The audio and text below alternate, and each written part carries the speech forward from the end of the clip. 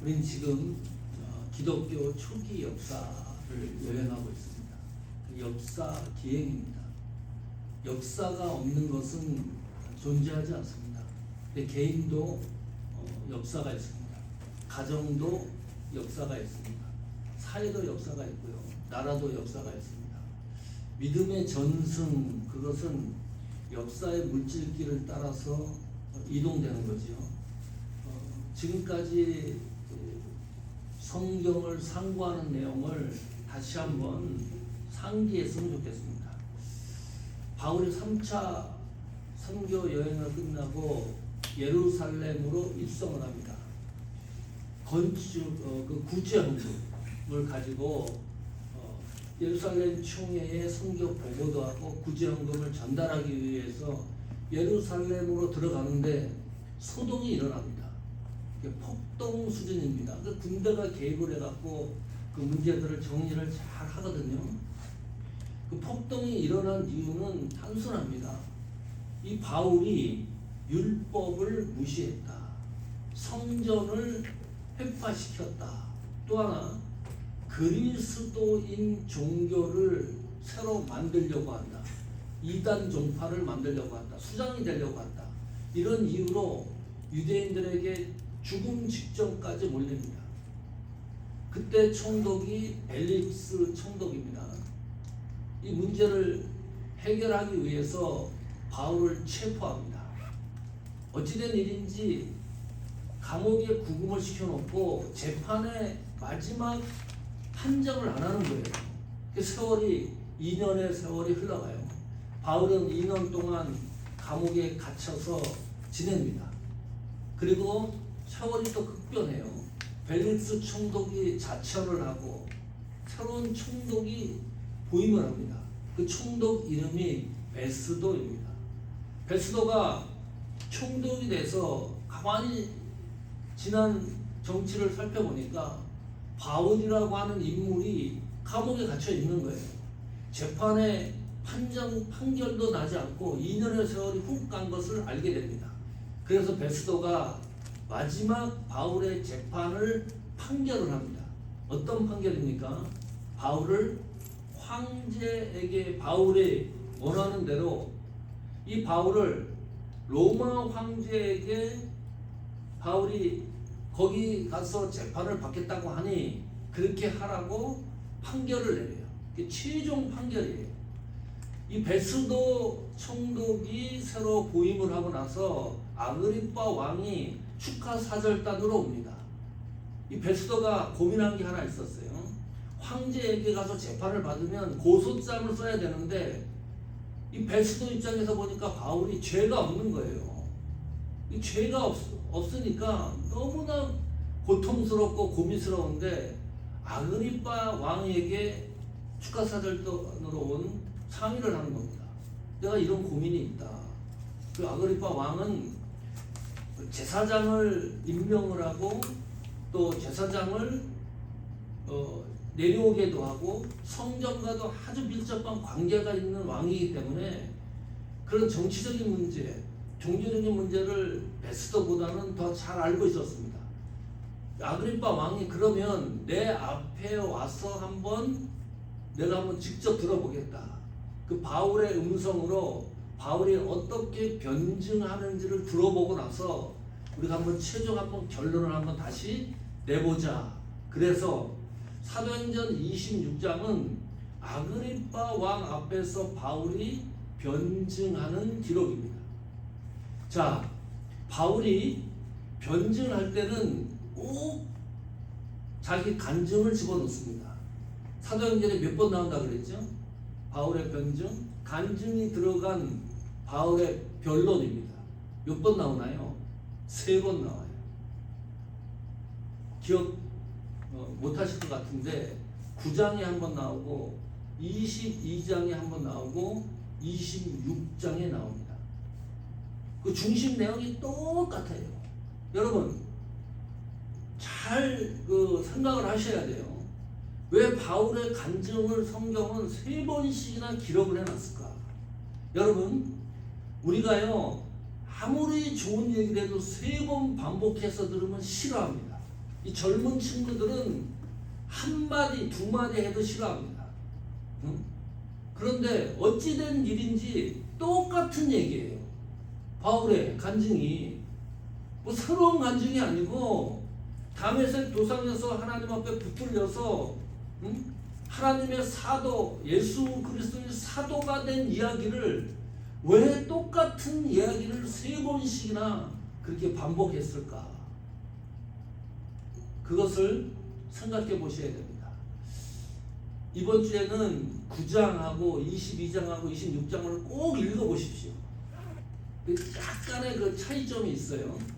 9장의 바울의 간증은 누가가 기록한 거죠? 예? 누가 기록한 겁니까? 누가가 기록한 거예요. 누가복음의 저자가. 바울이 직접 간증 얘기를 한 게 아닙니다. 그러니까 객관적 기술로 9장에 누가가 바울의 간증을 기록해 놓은 거고 22장은 누구 앞에서 바울이 간증을 한 겁니까? 벨릭스 총독 앞에서 자기를 죽이려고 했던 유대인들 앞에서 자기 간증을 얘기를 해요. 그리고 우리가 드디어 사도행전 26장에는 이 아그리빠 왕 앞에서 바울의 간증을 얘기를 합니다. 자, 미세한 차이가 있다 그랬어요. 그 듣는 청중에 따라 간증의 내용이 변질되는 게 아니고 하지 못했던 이야기를 다시 얘기를 하는 겁니다. 그러니까 사도행전 26장에 나오는 바울의 간증을 읽어보면 22장과 9절과 미세한 차이점이 있어요. 그 미세한 차이점을 발견하는 것도 큰 은혜가 있습니다. 이 바울은 바울 간증에 아주 특별한 특징이 있는데 세 가지를 이제 종합을 해보면 이런 거예요. 바울은 간증을 하는데 복음을 증거하기 위해서 자기의 간증을 도구로 사용한 거지 바울 간증이 목적이 아닙니다. 이것이 잘못되면 뻥튀기를 하잖아요.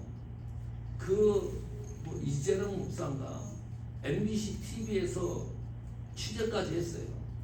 이 간증하는 사람들 보면 괴짜입니다. 생수를 팝니다. 생수. 그거 먹으면 위장병도 낫고 위암도 낫고 뭐 췌장암도 낫고 혈압도 내리고 만병통치약이에요. 생수를. 그 생수를 갖다가 MBC TV에서 너무 시원하니까 그걸 조사를 해봤어요. 그 못 먹는 물이에요. 먹으면 안 돼. 세균이 너무 많아. 이재령 목사는 자기 사진을 팝니다. 목사 사진을. 집에다 갖다 걸어놓으면 만사 형통이 되는 거예요. 이 간증이요. 뻥튀기가 되고 거기다 조미료를 슬슬슬 갖다 뿌립니다. 바울 간증은 안 그래요. 바울은 자기의 간증을 그냥 간증으로 사용을 하는 경우가 한 번도 없고 복음을 증거하는데 내 간증이 도구로 사용이 됩니다. 만약에 복음이 증거되지 않는 간증만 얘기를 하면 어떤 일이 일어나요? 내 자랑이 됩니다.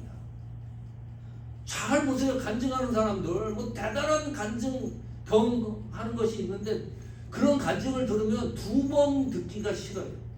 응? 나와 거리가 있는 것 같고 복음이 없어. 간증 안에.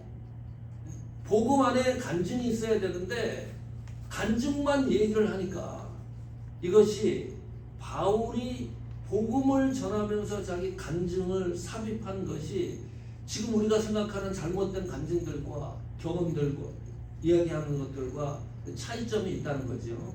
자, 이렇게 시작을 합니다. 26장 1절 보십시오.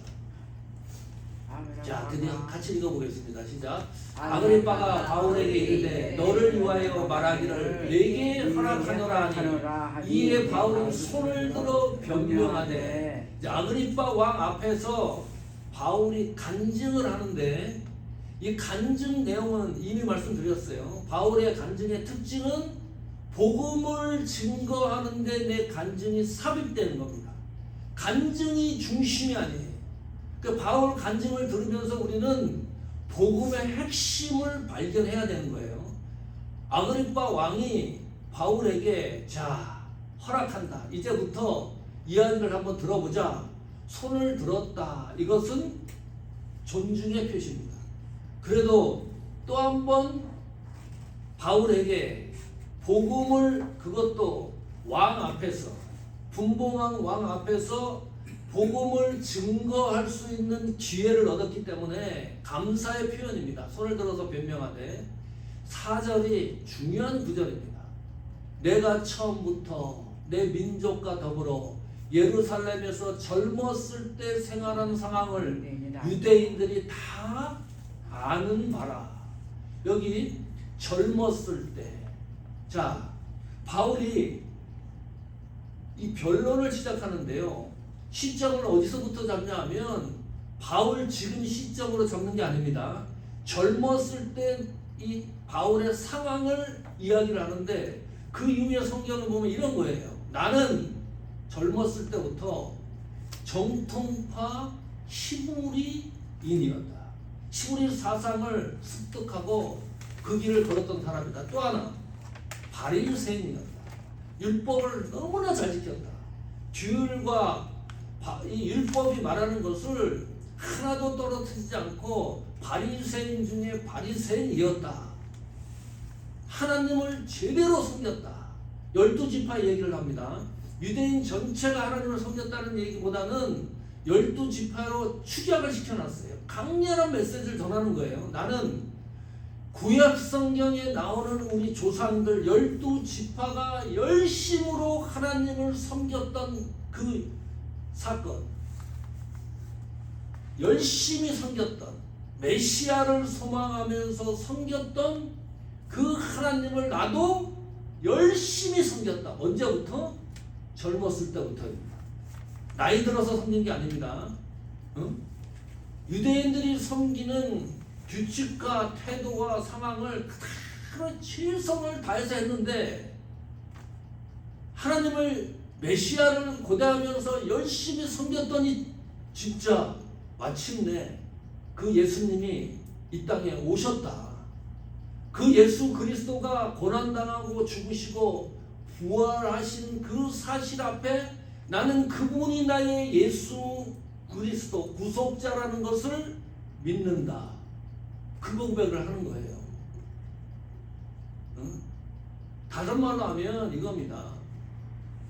삼촌이 되는 거죠. 젊었을 때는 나는 믿지 않았다. 당신들이 메시아를 소망하는 것처럼 그렇게 열심히 하나님을 믿었는데 진짜 예수님이 이 땅에 오셨는데 내가 젊었을 때에는 예수 그리스도가 당신들과 똑같이 그리스도인들을 오신 예수와를 믿지 않고 그리스도인들을 강렬하게 내가 비판한 것을 여러분들 다 알고 있지 않느냐. 핍박하고 대적하고 감옥에 가두고 이 못된 짓을 한 것을 너희들이 알고 있지 않느냐. 그런데 나는 지금 그 예수 그리스도 당신들이 소망하며 하나님을 열심히 섬겼던 그 그리스도가 이 땅에 오신 것을 나는 믿는다. 그것을 증언하고 있는 것이다. 그 간증을 하는 거예요. 그 시작점이. 자, 어떻게 또 시작이 돼 갑니까? 여러분, 간증이 다 있죠. 우리 신앙생활 하면 간증거리가 다 있습니다. 네. 간증이 없는 신앙인은 거의 없습니다. 그 전에는 나는 이랬었는데 지금은 이랬다. 이게 간증이죠. 변화가 있어야 되는 것이 간증입니다. 옛날이나 지금이나 똑같다. 지금 유대인들처럼. 바울은 지금 완전히 변한 거예요. 젊었을 때는 그리스도를 죽이려고 작정하고 쫓아다녔는데 예수님을 믿고는 그 복음의 증언자로서 지금 재판선상에서도 복음을 얘기를 하고 있어요. 신상에 대해서 살라고 궁리하는 것이 아니라 옛날에는 이랬는데 지금은 어떤 변화가 일어난 것이 간증입니다. 동일하다면 또 옛날에는 신앙심이 좋았는데 내 신앙심이 나쁘됐다. 이거는 약화된 간증이죠. 바울은 확실히 변화된 간증의 이야기를 하고 있습니다. 어떤 이야기를 합니까? 이제 예수님 만난 얘기를 합니다. 우리가 너무나 잘 아는 내용들입니다. 13절 보십시오. 자, 같이 왕이여, 읽습니다. 왕이여 왕이여 정오가 되어 길에서 보니 하늘로부터 해보다 더 밝은 빛이 나와 내 동행들을 둘러 비추는지라. 빛이, 여러분 이 지구에서 가장 빛나는 밝은 빛이 어떤 거죠? 뭐가 밝은 빛입니까? 태양입니다. 예. 태양보다 밝은 빛이 있을까요? 없어요. 그런데 인공적으로 밝은 빛을 만들 수 있습니다. 레이저 광선 있죠? 이거는 태양보다 더 밝은 빛입니다. 인공으로 만든 거죠. 우리가 날씨가 너무 좋아. 어떤 비 오는 날이 아닙니다. 이런 날도 벼락을 치면 그 벼락에서 내리는 빛이 눈으로 보여요. 이 태양이 최고로 밝은 빛인 줄 알았는데 이 천둥 번개가 치는 그 빛이 이 밝은 곳에도 보일 정도면 굉장히 더 강렬한 빛이에요. 여기서 밝은 빛은 어느 정도냐? 그냥 태양빛이 아니고요. 레이저 강성 같은 천둥 번개가 치는 그와 같은 빛입니다. 그 빛이 동행들을 둘러 비추는 데 사라지지 않는 거예요. 바울 혼자 이것을 경험했다 그러면 뻥이다. 뻥은 이런 뻥이 어디 있느냐. 바울 혼자 경험을 하고 얘기하면 우리는 그렇게 생각할 수가 있어요. 그런데 그 밝은 빛이 나와서 금방 사라지는 게 아니고 그 동행들을 둘러싼 걸 봐서 다른 사람들도 이것을 직시하고 있는 겁니다. 다른 말로 하면 이 초자연적인 바울의 이 신비로운 경험 기적은 사실이라는 것이 입증이 되는 거고요. 그러면 이 빛은 뭡니까? 여기서 성경에서는 빛을 이렇게 설명합니다. 요한일서 1장 5절에 보면 하나님은 빛이시라. 하나님으로 묘사를 했어요. 이 빛은 너무나 우리 신앙의 기초에 중요한 내용을 담고 있습니다. 예수님도 이런 말씀했습니다. 나는 세상의 빛입니다. 구속 구원의 빛이라는 거죠. 구원자라는 거죠. 그리고 말씀도 빛으로 묘사를 합니다. 또 너희는 세상의 빛과 소금이 되라 그랬습니다. 우리에게도 똑같이 너희도 세상의 빛이라 이것을 요구를 합니다. 여기 밝은 빛이 바울의 동행들을 둘러 비쳤다고 하는 것은 놀라운 일이에요. 그 짤막한 순간에요, 하나님의 빛이 그 현장에 함께하는 겁니다. 예수 그리스도의 빛이 바울이 회심하는 현장에 함께하는 거예요. 하나님 말씀의 빛이 누가 얘기합니까? 예수님이 말씀하잖아요. 바울에게 말씀의 빛이 함께 공존하는 거예요. 게다가 바울은 이날 이후로 세상의 빛입니다. 이 놀라운 회심의 현장입니다. 예수님을 제대로 만나면 이 놀라운 변화들이 일어납니다. 자, 이런 대화를 합니다. 사도행전 26장 14절 보십시오. 같이 읽어봅니다. 시작. 우리가 다 땅에 엎드려지되 내가 소리를 들으니 히브리 말로 이르되 사울아 사울아 내가 어찌하여 나를 박해하느냐. 가시채를 뒷발질하기가 내게 고생이라. 아주 재밌습니다. 가시채가 뭡니까? 조금 이따 설명합니다. 아주 이상한 구절이 하나 붙어 있어요. 이거는 사도행전 26장만 기록되어 있어요. 9장과 22장 사도 바울 간증에는 없는 내용이에요. 뒷발질, 가시채를 뒷발질하기가 내가 고생이라. 자, 빛이 떠나지 않고 둘러싸니까 너무 당황스러운 겁니다. 그래서 땅에 그냥 엎드러질 수밖에 없어요. 자, 거기에서 음성이 들립니다. 히브리 말로 들리는 거예요. 히브리 말이 어떤 말입니까? 히브리 말은 유대인 조상들이 사용한 언어입니다. 언약의 언어이기도 합니다. 그러면 바울은 히브리 말에 능통했다는 것이 되고, 이 여기에서 벌어지는 예수 그리스도의 음성 이런 것은 모두 객관적인 사실인 것을 입증하는 겁니다. 바울은 헬라어도 했고요, 라틴어도 했습니다. 사울아 사울아, 기가 막힙니다. 바울은 단 한 번도 예수님을 만난 일이 있습니까 없습니까? 살아전 전에 없어요.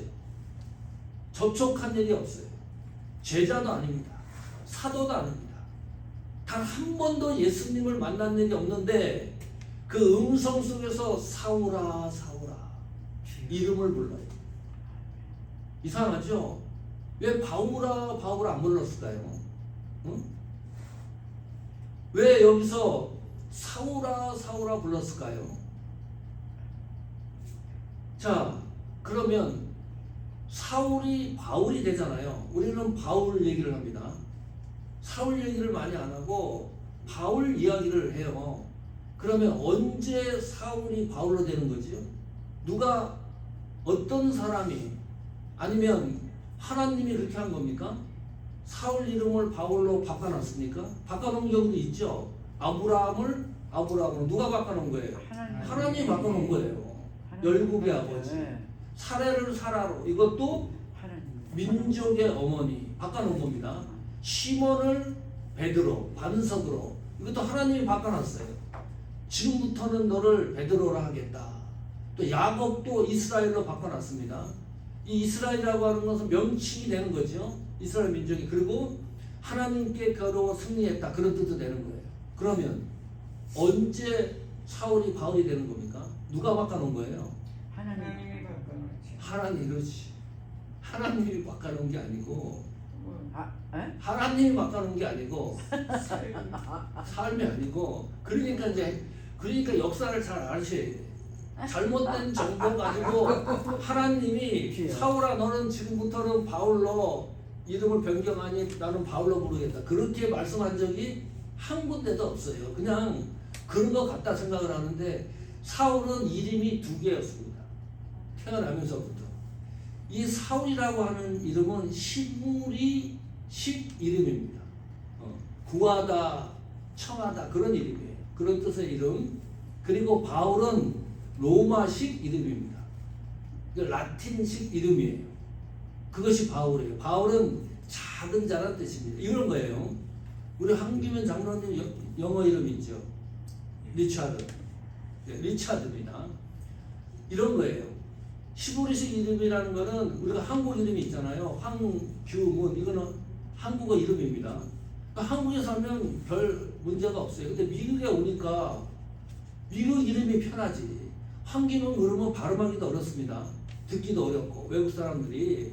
그래서 이 미국식으로 이름을 하나 만든 거예요. 그것이 리차드예요.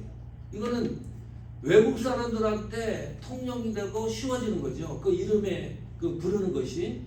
그래서 사울이 바울 이름으로 불리워지게 된 것은 1차 선교 여행을 시작할 때부터입니다. 왜냐하면 선교 현장에서는 시므리 이름인 사울보다는, 그다음에 로마 통치시대 아닙니까? 로마식 이름이 다른 사람한테 익숙해지고 쉽게 친해질 수 있기 때문에 그때부터 바울로 하는데, 최초로 바울 이름이 나온 것이 하나 봅시다. 다른데 사도행전 13장 9절입니다. 이거 다시 돌아오겠습니다. 바울이라고 하는 사울이 성령이 충만하여 그를 주목하고 1차 선교 여행 됩니다. 안디옥교에서 선교사로 파송을 받잖아요. 바나바하고. 이 구브로라고 하는 섬에서 선교 사역을 하고 있었을 때, 이때 처음 이제 바울이라고 하는 이름이 등장을 해요. 이때 이후로는 사울 이름을 쓰지 않습니다. 사도행전 13장 이후로는 다 바울이에요. 이게 기준점이 된 거예요. 다시 아까 되돌아와 봅시다. 그래서 여기 사울아 사울아 이 이야기를 아그리빠는 알까요? 아그리빠는 잘 모릅니다. 바울 이름은 들어봤어도 사울 시므리어 이름은, 왜냐하면 바울 이름으로 이 바울은 선교 사역을 시작했기 때문에 아그리빠 왕은 생소한 거예요. 그 역사를 얘기해주고 있는 거예요. 주님이 나의 이름을, 최초의 나의 이름이었던 사울아 사울아 이 이름을 불러주셨다. 여기 보면 가시째를 뒷발질하기가 내게 고생이니라 그랬습니다. 이게 무슨 말인가요? 가시채를 뒷발질하기가. 15절 먼저 볼까요? 그러니까 바울이 이렇게 대답합니다. 내가 대답하되 주님 누구여오시니까 주께서 이르시되 나는 내가 박해하는 예수라. 이 바울은 한 번도 예수님을 만난 적이 없기 때문에 예수님을 박해한 적이 없어요. 그런데 깜짝 놀라서 빛 때문에 질문한 것이 단 한 가지. 당신 누구냐 물어봤더니 느닷없이 예수님이 너는 내가 박해하는 예수라. 끔찍한 겁니다. 예수님을 박해한 일이 없는데 예수님은 똑똑한 음성으로 바울에게 너는 나를 박해하는 예수다. 끔찍한 거잖아요. 이 말씀을 보면 위로가 되는 겁니다. 왜냐하면 주를 위하여 헌신하는 거, 사역하는 거, 봉사하는 거, 이 모든 사역에 있어서 당하는 고난과 아픔 있잖아요. 우리가 또 애매히 슬픔도 당하고 가슴에 찔리기도 하고 이러한 모든 것들은 똑같이 내가 아프면 예수님도 아픈 겁니다. 그래서 사역을 감당하는 거예요. 내가 슬프면 사역을 감당하다가 예수님도 슬픈 거예요. 내가 기쁘면 예수님도 기쁜 겁니다. 내가 박해를 당하면 예수님도 똑같이 박해를 당하는 거예요. 그래서 이 말씀을 읽고 들으면 그래도 큰 위로가 됩니다. 힘이 되는 거고 은혜가 되는 겁니다. 그래서 사역을 감당해 나가는 거예요. 어떤 상황이 있든지 예수님이 알고 있으면 되는 거 아닙니까? 나의 상황과 형편을. 그것을 이 바울의 상황과 형편을 기가 막히게 예수님이 설명을 해 놓는 거예요. 가시채를 뒷발질하기가 내게 고생입니다. 가시채가 뭡니까? 저도 이 성경을 읽다가 이런 새로운 단어가 생겨요. 이 노트를 해놨어요. 이 성경에 보면 여기에 그 풋노트를 달아놨어요. 이 문장에 대해서. 가시채가 뭐냐 하면 이 당시는 농경사회입니다. 그래서 이 가시채를 뒷발질하기가 되게 고생이라는 이 말씀은 그냥 청중들이 다 아는 내용이에요. 우리는 그 당시 사람이 아니기 때문에 그것을 해석을 하고 설명을 해야 되지만 가시채는 이 소 같은 큰 가축을 앞으로 전진을 시켜야 되는데 이게 자꾸 엉뚱한 데로 갑니다. 그러면 그 나무 끝에다가 뾰족한 것을 만들어 놨어요. 그것이 가시채. 그걸로 때리는 거예요. 그걸 때려가지고 정상의 길로 가게 하는 것이 가시채입니다. 지금 한 대 맞으면 제 정상으로 와서 똑바로 가면 되는데 뒷발질을 또 해요. 이거 보세요. 가시채로 맞는데 또 뒷발질을 하면 또 아파요. 지금 예수님이 바울에게 그 얘기하는 겁니다. 너 인생을 보니까 뒷발질하는 인생을 살고 있다. 그 말입니다. 죽도록 고생을 하고 있구나. 왜 이렇게 헛고생을 하고 있냐? 왜 이렇게 예수 믿는 사람들을 핍박을 하고 있느냐?